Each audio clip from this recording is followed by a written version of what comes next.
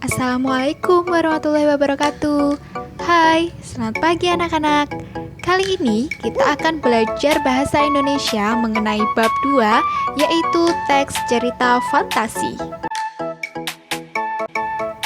Sebelum memulai pelajaran, alangkah baiknya kita berkenalan terlebih dahulu. Nama saya Nurul Hidayati, bisa dipanggil Bu Nurul. Saya mengajar bahasa Indonesia untuk kelas 7. Baiklah, sekarang kita mulai belajar tentang teks cerita fantasi. Ada 4 pembahasan inti, yaitu tentang unsur cerita fantasi, struktur cerita fantasi, penggunaan bahasa, dan cara menyajikan teks fantasi.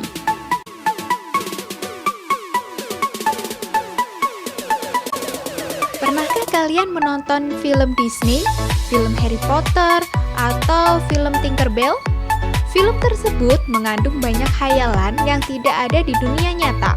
Misalnya, ada sihir, ada manusia yang bisa terbang, ada hewan yang bisa berbicara, dan ada juga benda-benda yang dapat berbicara seperti layaknya manusia.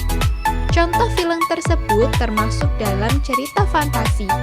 Teks cerita fantasi adalah cerita narasi yang bersifat imajinatif dan khayalan semata. Sama halnya dengan teks cerita pada umumnya. Teks cerita fantasi memiliki 6 unsur dan ciri sebagai berikut. Pertama, ide cerita yang terbuka. Ide cerita dalam cerita fantasi tidak memiliki batasan realita atau kenyataan dan dapat dikembangkan sesuka pengarang. Kedua, terdapat keanehan, misterius, dan keajaiban. Jika kalian pernah menonton film Harry Potter, pasti ada sesuatu yang aneh, misterius, dan ajaib. Ada banyak benda yang bisa bergerak, dan ada kekuatan magis atau misterius. Begitulah ciri cerita fantasi. Ketiga, latar yang digunakan dalam cerita fantasi berbeda dengan narasi pada umumnya. Latar tempatnya bisa saja di planet lain. Jika kalian pernah menonton film Star Wars, kalian pasti tahu latar tempatnya tidak biasa, yaitu di suatu galaksi. Keempat, tokoh yang unik. Jika kalian pernah menonton film Superman, kalian pasti tahu tokoh utamanya. Superman memiliki kekuatan super yang tidak mungkin ada pada manusia umumnya. Kelima, fiksi atau khayal. Cerita fantasi sifatnya khayal, yaitu tidak bisa dinalar oleh manusia. Contohnya, ada tokoh bernama Groot di film Star Wars yang berbentuk pohon dan memiliki kekuatan. Jika dibandingkan dengan dunia nyata, tidak ada pohon yang memiliki kekuatan super dan bisa berbicara layaknya manusia. Keenam, gaya bahasa. Gaya bahasa atau variasi bahasa yang digunakan pada cerita fantasi tidak harus menggunakan bahasa formal, bisa menggunakan bahasa sehari-hari. Jenis cerita fantasi. Apabila dilihat dari latar cerita fantasi, terdapat 3 golongan, yaitu latar lintas waktu, sezaman, dan masa yang akan datang. Namun, apabila dilihat dari sudut pandang lain, cerita fantasi dapat dibedakan menjadi 2. Yang pertama, cerita fantasi total dan irisan. Cerita irisan adalah cerita fantasi yang masih mengangkat unsur-unsur nyata seperti nama, tempat, atau suatu kejadian.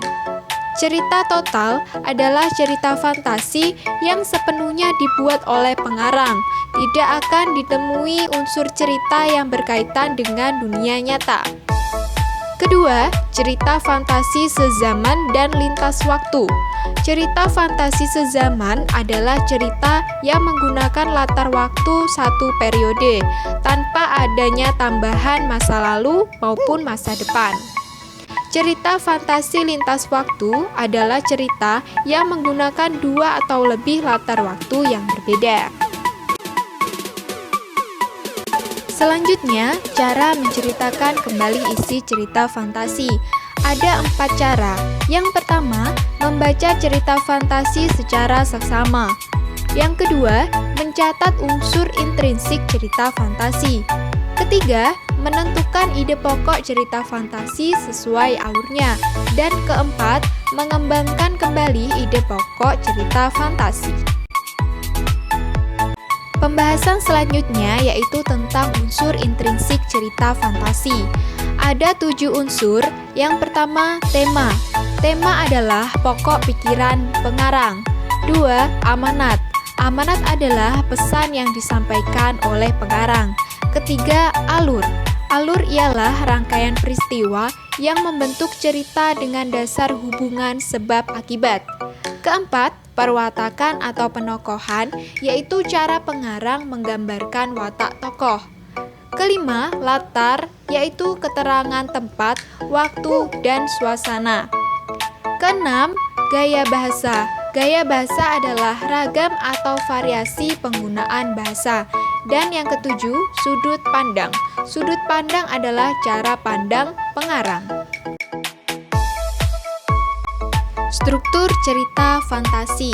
Struktur cerita fantasi umumnya hampir sama dengan struktur teks narasi, yakni terdiri atas orientasi, konflik, dan resolusi.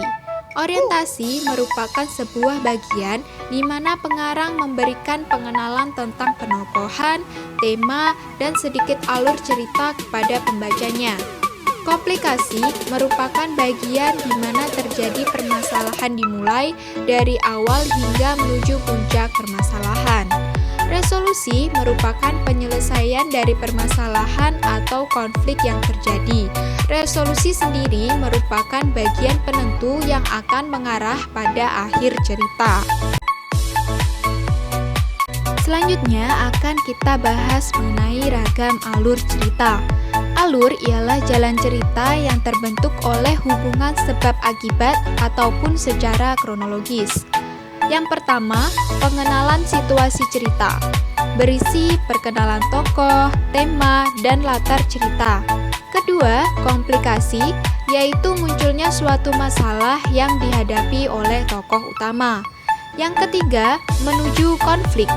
Setelah masalah muncul, kemudian akan timbul konflik antara tokoh utama dan tokoh lainnya.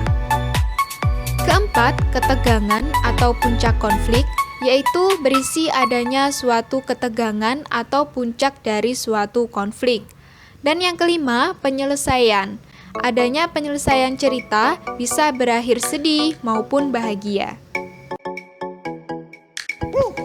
Menguraikan prinsip penggunaan bahasa pada cerita fantasi. Ada 6 penggunaan bahasa pada cerita fantasi. Pertama, penggunaan kata ganti dan nama orang sebagai sudut pandang penceritaan. Kedua, penggunaan kata yang mencerap panca indera untuk deskripsi latar, yaitu latar tempat, waktu, dan suasana. Ketiga, penggunaan pilihan kata dengan makna kias dan makna khusus. Keempat, kata sambung penanda urutan waktu. Kata sambung urutan waktu antara lain setelah itu, kemudian, sementara itu, bersamaan dengan itu, tiba-tiba, ketika, sebelum, dan sebagainya. Penggunaan kata sambung urutan waktu untuk menandakan datangnya tokoh lain atau perubahan latar, baik latar suasana, waktu, dan tempat. Kelima, penggunaan kata atau ungkapan keterkejutan yang berfungsi untuk menggerakkan cerita atau memulainya suatu masalah. Dan yang keenam, penggunaan dialog atau kalimat langsung dalam suatu cerita. Selanjutnya, menyajikan cerita fantasi. Agar lebih mudah, kamu dapat menyusun kembali teks cerita fantasi dengan bantuan pertanyaan berikut. Pertama, siapakah tokoh yang menjadi sumber dalam cerita tentu? 2. Apakah yang terjadi pada tokoh cerita itu? Ketiga, di manakah cerita itu berlangsung? 4. Kapankah cerita itu berlangsung? 5. Peristiwa apakah yang terjadi dalam cerita itu? 6. Bagaimana sifat masing-masing tokoh? Ketujuh, mengapa cerita itu terjadi? 8. Bagaimanakah akhir cerita itu? 9. Apa amanat atau pesan yang dapat diambil dari cerita tersebut? Dan 10. apakah relevansi cerita tersebut dengan kehidupan saat ini. Baiklah, pembelajaran sudah selesai untuk hari ini. Perbanyaklah menonton film fantasi atau membaca cerita fantasi ya, supaya kamu lebih paham dengan materi kali ini. Terima kasih sudah mengikuti pelajaran daring hari ini. Sekian dari saya, terima kasih. Wassalamualaikum warahmatullahi wabarakatuh.